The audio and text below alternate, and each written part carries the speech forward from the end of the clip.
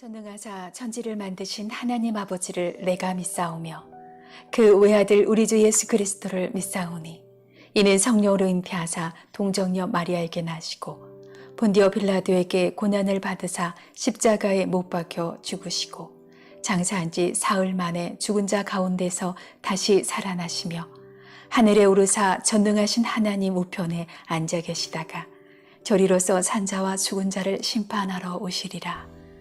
성령을 믿사오며 거룩한 공예와 성도가 서로 교통하는 것과 죄를 사하여 주시는 것과 몸이 다시 사는 것과 영원히 사는 것을 믿사옵나이다. 아멘.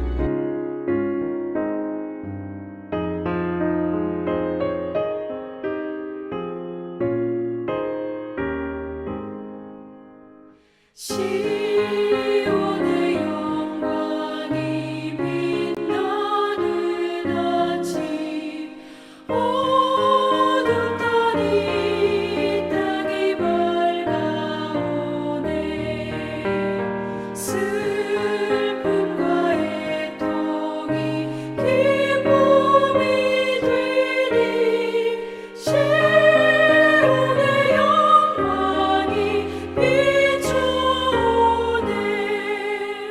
시온의 영광이 빛나는 아침 매였던 종들이 돌아오네 오래전 선지자 꿈꾸던 복을 만민이 다 같이 누리겠네.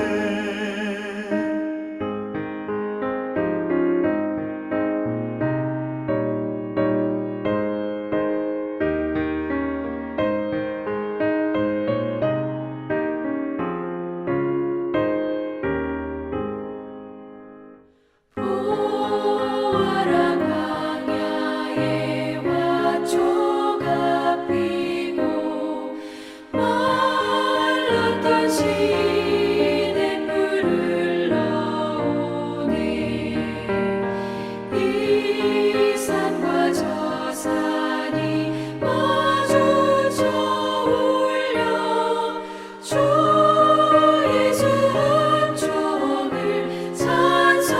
찬송하네 땅들아 바다야 많은 섬들아 찬양을 주님께 드리어라 싸움과 죄악이 가득한 땅에 찬송이 하늘에 사무치네.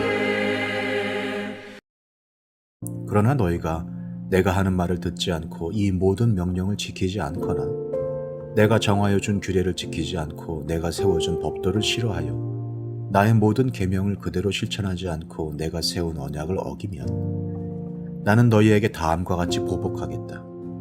갑작스런 재앙 곧 폐병과 열병을 너희에게 보내서 너희의 눈을 어둡게 하고 기운이 쏙 빠지게 하겠다. 너희가 씨를 뿌려도 너희의 원수들이 와서 먹어버릴 것이다. 내가 성난 얼굴로 너희를 쏘아보는 동안에 너희는 원수들에게 얻어맞을 것이다. 너희를 미워하는 그 자들이 너희를 다스릴 것이다. 너희는 쫓는 사람이 없어도 도망다니는 신세가 될 것이다. 너희가 이 지경이 되어도 나의 말을 듣지 않으면 이번에는 너희가 지은 죄를 7배로 벌하여 너희가 자랑하는 그 힘을 꺾겠다. 너희의 하늘을 쇠처럼 너희의 땅을 놋쇠처럼 단단하게 만들겠다. 그러면 너희가 아무리 힘을 써도 너희의 땅은 소출을 내지 못할 것이며 땅에 심은 나무도 열매를 맺지 못할 것이다. 너희가 나를 거역하여 나의 말에 순종하지 않으면 나도 너희에게 너희가 지은 죄보다 7배나 벌을 더 내리겠다. 들짐승을 보내서 너희에게 대들게 하겠다. 그 짐승들은 너희의 아이들을 움켜가고 너희의 가축대를 죽일 것이며 너희의 수가 줄어서 너희가 다니는 길도 한산할 것이다. 일이 이 지경이 될 때까지도 너희가 나에게로 마음을 돌이키지 않고 여전히 나를 거역하면 나도 너희를 거역할 수밖에 없다. 나 역시 너희가 지은 죄를 7배로 보복하겠다. 내가 너희에게 전쟁을 보내어서 너희가 언약을 어긴 것을 보복하겠다. 너희가 여러 성읍으로 피하면 너희에게 재앙을 뒤따라 보내서라도 너희를 원수의 손에 넘겨주겠다. 내가 먹거리를 끊어버리면 10 여인이 너희가 먹을 빵을 한 화덕에서 구울 것이며 그 여인들은 빵을 저울에 달아 너희에게 줄 것이다. 그러면 너희는 먹기는 먹어도 여전히 배가 고플 것이다. 이렇게까지 하여도 너희가 나의 말을 듣지 않고 여전히 나를 거역하면 나는 더욱 노하여 너희를 거역할 것이며 너희는 너희가 지은 죄보다 7배나 더 벌을 받게 될 것이다. 언약이 체결이 되면 그 언약을 맺은 양쪽의 당사자에게 복과 저주가 함께 선포됩니다. 이것이 성서에 나오는 언약의 전형적인 형식, 언약의 축복과 언약의 저주이죠. 시내산에서 언약을 맺은 뒤에 축복과 저주가 선포되었고 여호수아가 세겜에서 언약을 갱신한 뒤에도 축복과 저주가 선포되었고 신명기 28장도 이 언약의 축복과 저주를 이야기하고 있습니다. 오늘 본문도 마찬가지죠. 언약의 축복과 저주를 이야기하고 있는데요. 언약 관계에 신실하면 하나님 복을 주신다. 언약의 축복이고 반면 언약 관계에 신실하지 않으면 하나님의 말씀을 지키지 않으면 하나님이 저주를 내리신다. 언약의 저주입니다. 이 언약의 축복과 저주는 우리에게 한 가지를 일깨워 주는데요. 우리가 하나님과 맺은 언약은 결코 가벼운 것이 아니라는 것입니다. 기분 좋으면 지키고 싫으면 안 지켜도 되는 그런 가벼운 관계가 아니라 한 번 맺으면 그 의무에 신실해야 하는 지극히 엄중한 관계입니다. 여기서 우리가 이제 오해하지 말아야 할 것은 이 수많은 저주의 말씀은 하나님이 우리를 저주하려고 준비하시는 것이 아니라 오히려 그 반대로 언약의 관계를 지키기 위해서 우리가 언약 관계를 떠나지 않게 하기 위한 하나님의 마음에서 나온 것이지요. 그래서 오늘 본문을 따라가다 보면 한 가지 흐름이 눈에 들어오는데 하나님의 징벌이 점점 더 강해지는 것이에요. 18절에 너희가 이 지경이 되어도 나의 말을 듣지 않으면 이번에는 너희가 지은 죄를 7배로 벌하겠다. 이렇게까지 했는데 내가 책망을 줬는데 그래도 돌아오지 아니하면 더 큰 징벌을 내리겠다. 23절, 27절 마찬가지입니다. 일이 이 지경이 될 때까지 하나님이 왜 이렇게 거듭 책망하시고 심판하시는 그 끝에 의도는 무엇이에요? 돌아오라는 거죠. 돌아오게 하기 위해서 하나님이 때로는 채찍도 하고 매질도 드시고 회초리도 드시는 거예요. 여기서 반드시 알아야 할 것은 하나님의 이 채찍의 강도가 점점 더 세집니다. 그러니까 한 대 맞았을 때 내가 잘못했구나. 내가 너무 멀리 왔구나. 깨닫고 곧장 돌아서면 거기서 끝나는 거예요. 그런데 깨닫지 못하고 이 지경이 될 때까지는 깨닫지 못하고 여기서 자빠지고 저기서 무너지고 삶의 터전이 흔들리는데도 그런데도 끝까지 버티고 버티다가 결국은요 건강도 잃고 재산도 잃고 관계도 잃고 비로소 돌아오는 사람이 있습니다. 마치 탕자가 모든 것을 다 탕진하고 돼지가 먹는 쥐엄 열매도 못 먹는 처지가 되어서야 아버지를 생각하고 돌아오는 것처럼 말입니다. 사랑하는 성도님 여러분, 이보다 더 안타까고 어리석은 일이 어디 있겠습니까? 그러니까 우리의 삶에 뜻하지 않는 고난이 찾아왔을 때 우리는 한 번쯤 멈추고 물어보아야 합니다. 혹시 이것이 나를 돌이키시려는 하나님의 채찍은 아닐까? 나를 향한 하나님의 훈계는 아닐까? 그렇게 내 자신의 신앙과 하나님과의 관계를 점검하고 성찰하는 시간을 가질 필요가 있습니다. 하나님과 우리 사이의 관계는 언제나 언약 관계입니다. 우리가 언제 하나님과 언약을 맺었습니까?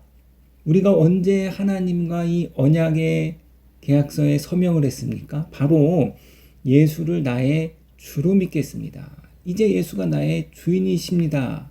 라고 고백하던 그 순간입니다. 믿음의 고백을 통해서 우리는 하나님과 언약을 맺게 되었습니다. 자, 그러니까 예수를 믿으면 복을 받는다는 맞는 말이죠. 언약 안에 복이 있습니다. 그런데 예수를 믿으면 복만 받는 것이 아니라 하나님의 질책도 함께 따라옵니다. 자, 우리가 예수님이 아닌 다른 것을 주인으로 삼았을 때, 잘못된 길로 갈 때, 내 멋대로 살고 싶은 대로 살 때, 하나님은 거기에다가도 복을 쏟아부어 주시는 것이 아니라 그곳에는 하나님의 책망이 있습니다. 우리를 돌아오게 만드시는 하나님의 훈계가 있습니다. 그러므로 예수 믿으면 복만 받는다는 반쪽짜리 메시지. 예수 믿으면 복도 받고, 예수를 믿으면 하나님이 당신의 뜻대로 살아가도록 하기 위한 훈련이 있고 훈계가 있고 질책이 있습니다. 이 질책은 우리를 망하게 하는 것이 아니라 우리를 온전하게 하는 것이고, 언약 관계 안에서 우리를 꽉 붙들어 주시는 것입니다. 우리를 의의 사람으로, 예수의 성품의 사람으로, 하나님의 형상으로 세워 가시려는 하나님의 사랑의 질책이고 사랑의 훈계입니다. 그렇다면 하나님의 가장 무서운 심판은 훈계와 질책이 아니라 하나님의 가장 무서운 심판은 놀랍게도 그냥 내버려 두는 것입니다. 로마서에서 반복해서 나오는 말씀이죠. 하나님이 그들을 죄 가운데 내버려 두셨다. 그들이 멋대로 살도록 그냥 두셨다는 거예요. 생각해 보십시오. 하나님을 잘 믿지도 않는데, 하나님을 멀리 등지고 떠났는데도 형통하게 잘 사는 사람들이 있습니다. 하나님과 전혀 상관없는 삶을 사는데도 사업이 잘 되고 자식이 잘 되고, 하나님을 믿으니 내 주먹을 믿겠다고 큰 소리를 치는데도 인생의 순탄대로가 열리죠. 이것은 결코 복이 아닙니다. 하나님 나라 밖에 있는 사람의 형통은 축복이 아니라 그것이야말로 하나님을 찾지 않는, 하나님께 돌아오지 않는, 진리를 구하고 참 생명을 찾지 않는 엄중한 심판일 수 있습니다. 자식이 잘못된 길로 가는데 부모가 그냥 내버려 둔다면 그것은 결코 참된 사랑이 아니죠. 자식이 잘못되면 부모는 매를 들어서라도 자식을 진리와 생명의 길로 이끌고, 이것이 참 사랑입니다. 그러니 하나님의 질책이 있다는 것은 우리가 여전히 그분의 사랑 안에, 우리가 여전히 그분의 언약 안에 있다는 증거입니다.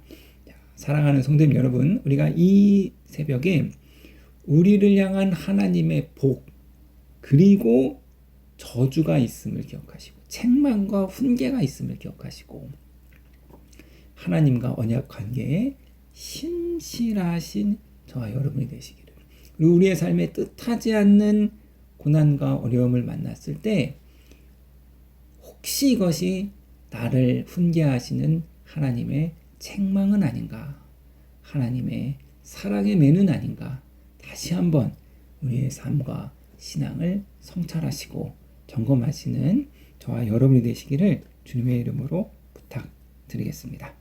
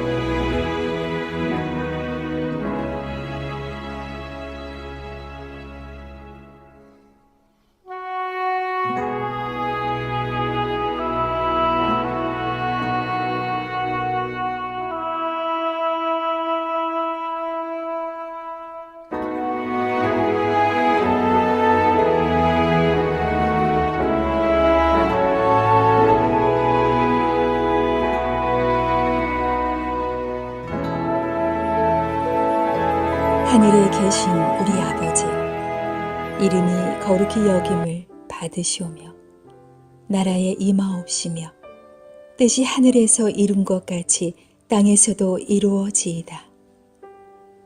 오늘날 우리에게 일용할 양식을 주옵시고 우리가 우리에게 죄 지은 자를 사하여 준 것 같이 우리 죄를 사하여 주옵시고 우리를 시험에 들게 하지 마옵시고 다만 악에서 구하옵소서.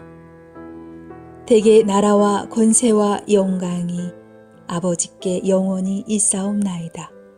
아멘.